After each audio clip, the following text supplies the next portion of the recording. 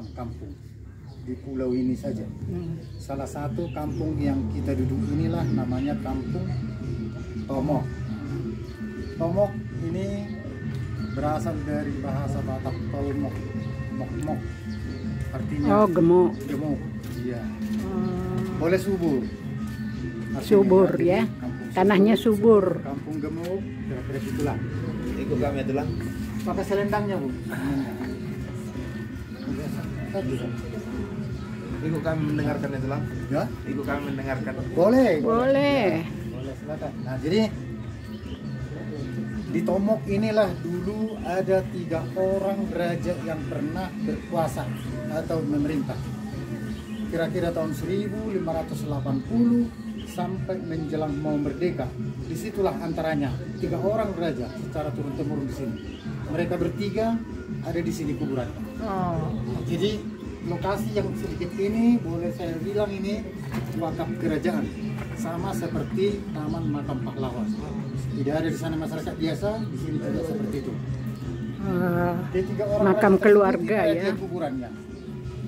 Ini kuburan raja yang pertama sekali di sini yang bernama Raja Kopu Soribuntu Sidabutar.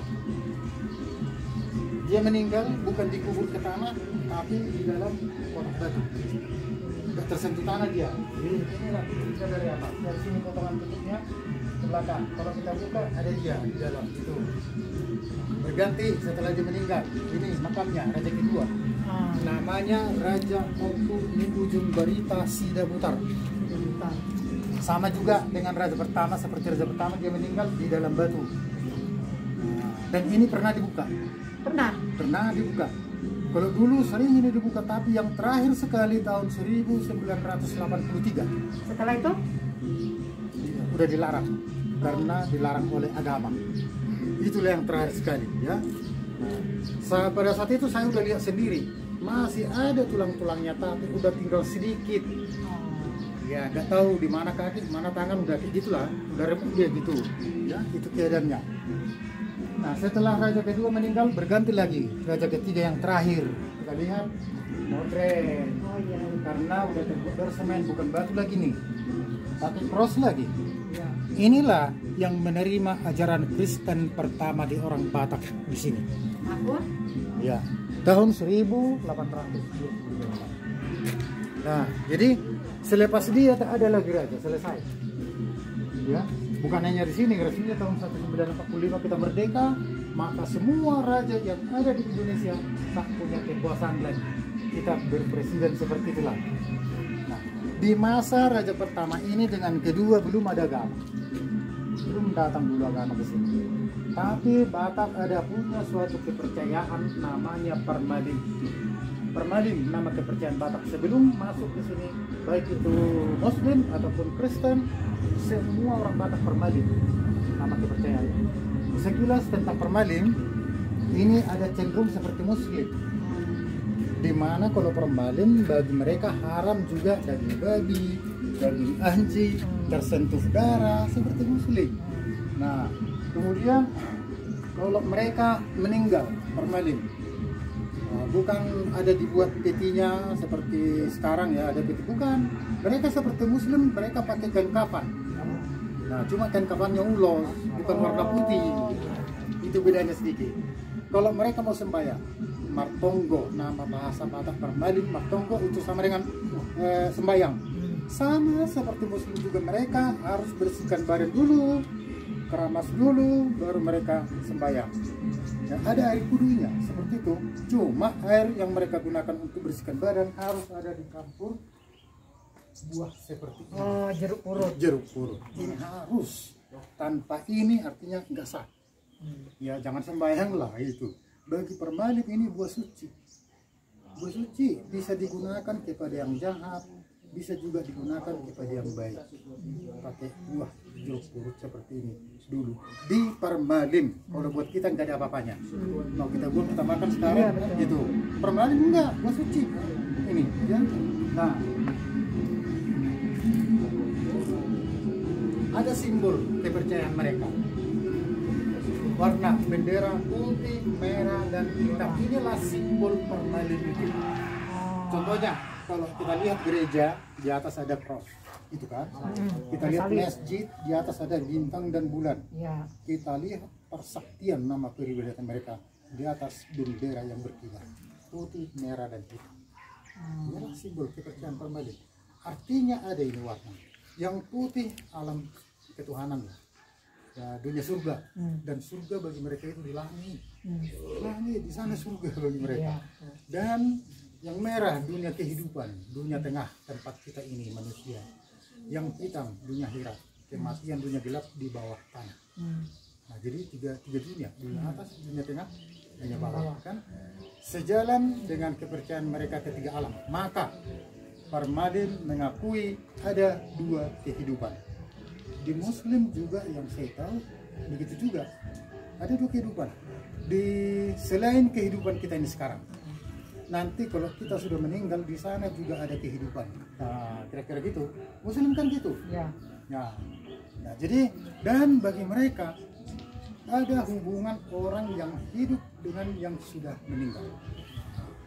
Ini juga kita tanyai aja terus, kita pun nggak habis pikir bahwa seperti apa bisa ada hubungan orang yang hidup dengan yang meninggal, kan begitu. Kalau jawaban mereka itu, contohnya jika orang tua kita itu sudah meninggal, dikebumikan, yang dikebumikan jasadnya, dia punya arwah atau arwahnya masih tetap dia tinggal di rumah. Itu pengakuan mereka. Jadi ngapa-ngapain kita di rumah mereka tahu, kita berbuat jahat mereka tahu. Nah, caranya mana kok? Nah, jadi mimpi bagi Parmadin resmi sebagai alat mengetahui mungkin 3 minggu ke depan, kira-kira apa yang mau terjadi, sebulan ke depan, itu. Tapi untuk semua mimpi mereka tahu mimpi. Kalau buat kita mimpi bukan tidur, nggak ada apa-apanya. Nah, tapi itulah kata kita. Tapi kalau kita lihat di dalam televisi ya bahas-bahas juga mimpi. Nah, kemudian raja pertama sudah meninggal, raja kedua, di sini masuklah agama Islam ke orang Batak. Agama yang pertama datang ke Batak adalah Islam, bukan Islam. Jauh sekali antaranya, ratusan tahun, belum tahu di mana si Kristen, Muslim sudah hadir. Di sini dibawakan oleh seorang penyebar agama Islam yang bernama Teguh Muhammad Said, orang Aceh. Nah, tapi dia kurang berhasil lah, nggak berhasil seperti itulah. Mungkin karena kesamaan itu saya rasa. Ya, nggak ada yang ditakutkan ke Batak kok soal makanan, ya sama aja. Ya, kalau meninggal sama aja, banyak sama gitu. Nah, jadi dia nggak berhasil. Akhirnya si Teguh Muhammad Said menjadi serdadu utama daripada raja kedua. Makanya dia punya ilmu kesaktian juga, bukan manusia sembarangan dia datang dari ke sini. Orang hebat juga punya kesaktian. Akhirnya raja jadi panglima. Nah, melalui Teguh Muhammad Said dengan raja kedua, mereka boleh dibilang berhasil mengusir penjajah Belanda waktu masuk ke Pulau Samosir dengan Teguh Muhammad Said. Akhirnya dia sukses. Dia tua kembali ke Aceh, bukan meninggal di sini, tapi diabadikanlah dia punya patung di bawah dagu daripada raja ini. Inilah dia patungnya Teguh Muhammad Said orang Aceh. Inilah salah satu sebagai catatan sejarah yang sangat penting antara Batak dengan Aceh. Sudah ada hubungan yang sangat baik sekali dulu kala. Sudah ada hubungan yang sangat baik ya dengan Teguh Muhammad Said ini. Nah, kemudian raja ini dibuatkan dia punya rambut seperti ini karena ini ilmu kesaktiannya ada sebagian di rambut. Sama juga dengan ceritanya Samson and Delilah. Tahu itu Samson? Tahu. Tahu ya, rambut dipotong, ilmu hilang, kira-kira kesaksian dia punya power plus katanya kalau dipotong dia punya rambut. Seperti itu raja kedua. Ya. Makanya dibuatkan dia punya peris darah panjang. Nah, kemudian inilah yang namanya Delian Datul di orang Batak. Ada bentuknya 3 bukit seperti ini. Gak ada bedanya ini seperti Pancasila. Pancasila sebagai alat pemersatu warga negara Indonesia kan, yang isinya 5 dasar. Sebelum merdeka Indonesia, Batak sudah punya alat pemersatu yang namanya Delian Datul, Trisila. Trisila ya. Soba marhula-hula elit marburu manak berdengar tubuh. Menghormati, menghargai, mengasihi. Sebelum menghembuskan napas yang terakhir. Ini yang ditonjolkan kepada masyarakat. Pertahankan Dalihan Natolu. Dalihan Natolu satu daripada orang Batak. Ini dia. Ya. Biasanya kita cuma dengar-dengar aja Dalihan Natolu di pesta-pesta orang Batak. Iya. Inilah simbolnya Dalihan Natolu. Oh. Nah, ini hanya di sini bisa ditemukan. Ini sebenarnya saling menghormati, saling menghargai, saling mengasihi. Ya, sesama manusia supaya saling menghormati itu maksudnya. Sebab marhula-hula elik merburu mana berdengar tubuh. Nah, inilah aslinya Dalihan Natolu alat pemersatu. Jadi kalau Indonesia sekarang ini punya Pancasila 5 dasar, nggak kaget orang Batak sudah punya lebih dulu. Makanya kalau dulu Batak itu bukan suku tapi bangsa. Bangsa Batak ini diakui oleh belahan negara Eropa. Orang Batak itu merupakan satu bangsa. Ya, di mana lengkap dia mempunyai suatu kriteria sebagai satu bangsa. Contohnya ada bahasa Batak, ada aksara Batak, ada bangsa Batak ya, manusia Batak gitu. Ada tanah air Batak, ada lagu kebangsaan Batak. Ada semuanya. Lengkap sebagai satu untuk menjadi satu bangsa gitu dulu. Nah, itulah ceritanya ini. Kemudian ada patung perempuan di belakang ini. Namanya Anting Malela Buru Sinaga. Siapa dia? Bukan istri, tapi judul ceritanya tunangan raja, tapi nggak jadi istrinya. Udah tunangan, nggak jadi istrinya. Anting Malela. Siapa dia?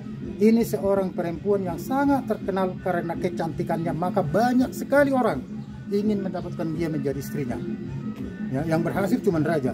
Nggak tahu, mungkin dipelet ya. Tapi nggak jadi. Dipelet barangkali karena dia dukun besar. Atau mungkin lebih handsome, nggak tahu lah. Nah, tapi akhirnya mereka nggak jadi merit. Kenapa? Pada waktu hari H pernikahan mereka yang mereka tentukan, undangan sudah hadir semua. Tiba saatnya pengesahan perkawinan ini dulu dilakukan oleh dukun. Belum ada ustadz, belum ada pendeta, dukun. Nah, begitu dukun bertanya kepada kedua mempelai, Anting Malela, kamu benar nggak mencintai ini raja? Katanya. Apa yang terjadi? Dia berdiri dengan tegas mengatakan tidak. Oh gitu. Kacau lah, kacau ya. Tidak, apapun ceritanya mau dibunuh saya, silakan bunuh. Yang pasti saya nggak cinta sama kamu. Jangan begitulah, dibujuk punya rayu oleh keluarga semua. Enggak, makin histeris. Dia menangis, dia tertawa, dia macam-macam lah. Akhirnya boleh dibilang dia seperti orang gila. Nah, maka raja mencari tahu dari ilmu kesaktiannya, dukun besar. Dia tahu, rupanya si Anting Malela ini disantet orang dari luar, disantet atau diguna-gunai. Ya, dikirim suatu ilmu magic orang Batak namanya Dormasi Junde. Dikirimkan. Kenapa? Raja mencari tahu, rupanya letak kesalahan ada di tangan si perempuan. Kesalahan dia, kenapa? Apa kesalahannya? Dia pernah menerima tawaran cinta lelaki lain secara diam-diam tanpa pengetahuan raja. Nah, kira-kira tahu itu maksudnya. Ada satu lagi seorang pria yang dia terima cintanya, tersimpan dibungkus dengan rapi, gak ketahuan kepada siapapun. Akhirnya ketahuan juga setelah diundangkan mereka mau merit kan, ketahuan juga. Nah, begitu ketahuan dia pun nggak ditinggalkan, gak mau tinggal diam. Nggak jadi ke saya, ke raja sudah muter tinggalkan bola. Tenang. Tenang kemana-mana. Bagaimana banyak pendapat dulu di sini. Tuhan, nah, suatu sejarah yang sangat dalam kehidupan orang Padang, secara khusus kaum perempuan, jangan ada meniru seperti si Anting Malela. Jangan karena dia seorang perempuan yang sangat cantik, banyak melamar dia, terima semua, akibatnya seperti ini. Iben, hati-hati. Iben nih. Akibatnya itu aja maknanya, makanya dibuatkan di masa itu ya sekitar 300 tahun kejadian seperti itu kaget sekali orang, ketakutan. Kalau sekarang kejadian seperti itu nggak ada apa-apanya, dibunuh pun ada sekarang kan. Nah kalau dulu kaget seperti itu. Nah meninggal raja kedua, berganti lagi raja ketiga, namanya Raja Opu Solopuang sudah putar menjadi Kristen. Bagaimana caranya dia bisa menjadi Kristen? Usianya 95 tahun baru dia meninggal. dengan catatan 93 tahun masih kepercayaan Batak itu tadi formalin. Formalin. Iya. 2 tahun lagi di akhir kehidupannya berubah menjadi Kristen karena seorang misioner datang dari Jerman. Ini orang Jerman. Oh iya. Ya, Mr. Ikolerik Nomensen. Oh, Dengan Nomensen. raja ketiga. Iya. Oh. Itulah. Bertemu dengan raja ketiga, ternyata dia sendiri yang menjadi Kristen di orang Batak. Di sini, seorang raja pula pasti berpengaruh. Ya, maka lebih banyak orang ikut menjadi Kristen. Seperti itulah caranya orang Batak menerima ajaran Kristen. Oh, Nomensen Ya, yang masa pertama Batak berarti kembali, ya. Di sinilah orang Batak eksodus semuanya menjadi Kristen. Di sini, ya. Nah, Oke. setelah selesai raja ketiga, tak ada lagi raja. Selesai. Tahun 1945 apalagi kita merdeka, ya udah, bukan hanya di Tono selesai. Seluruh Indonesia. Tak ada lagi raja. Nah, yang kecil-kecil ini ada di belakang. Ini bukan anak-anak, tampak kecil ini bukan anak-anak, tapi justru 4 orang, 5 orang di dalam ini. Oh gitu. Tulangnya. Tulang-tulangnya, benar. Digali kembali, ya. Jadi nggak tahu kita di mana lah di sini orang-orang Aceh yang ikut serta berjuang mempertahankan tanah Batak. Ada orang-orang Aceh di sini. Jadi ini Raja Batak yang pertama Margasida Butar Di Margasida Butar, di Tomo. Tomok, ini Tomok luas. Oh. Ini luas Tomok sampai di gunung sana, datar lagi di atas sana masih Tomok. Ini salah satu kerajaan orang Batak Margasida Butar yang terluas dari seluruh kerajaan Batak. Jadi yang terakhir ini ada simbol yang sangat dominan di orang Batak ini ada Cicak. ada payudara. Oh. Ada program-program juga ini. Ya, payudara. Cecak ini adalah simbol persahabatan dan pergaulan. Cecak ini adalah dewa daripada orang Batak. Banyak sekali Batak nggak tahu ada dewanya. Tapi kalau Batak ditanya India terus tahu dia sapi. Ditanya apa Thailand, gajah. Batak nggak ada katanya. Karena nggak tahu dia ada. Ada. Cecak. Cecak. Bahasa Bataknya kan cecak. Bahasa Indonesia cecak. Tapi ada spesial namanya dibuat leluhur daripada orang Batak yaitu Boras Patinitano. Ya kan? Boras Boras Patinitano. Nah, bahasa itu merupakan suatu rumus yang tidak bisa dibohongi oleh siapapun. Contohnya, kalau ada saudara kita di Malaysia, mungkin di Australia, entah di mana saja lah, kita tanya di Malaysia ada cecak enggak? Kalau mereka bilang nggak ada, bohong. Namanya pun Boras Patinitano, luar biasa ya. Di mana-mana Luar biasa bisa. mereka tahu di situ, ya. Dan cecak ini mempunyai suatu keistimewaan dari seluruh binatang yang ada di bumi ini. Ada keistimewaan, yaitu masalah kehidupan. Seperti apa kehidupan cecak? Di mana-mana cecak Bisa ada. lengket ya.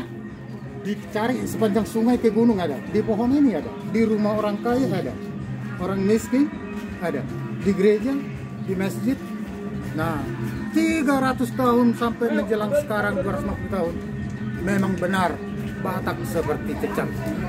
Ya, di Mana-mana ada bisa cecak, ya, di situ lengket. ada orang Batak. Nah, di bawahnya ada payudara, lambang kekayaan atau kemakmuran. Oh, itu Kaya- lambang kekayaan. Kekayaan atau kemakmuran. Tapi maksudnya kaya bukan karena harta banyak. Iya, kaya dalam arti masyarakat ya. Keturunan yang banyak. Banyak. Anak kopi sama radio. Keturunanku lah kekayaanku, kan gitu kan?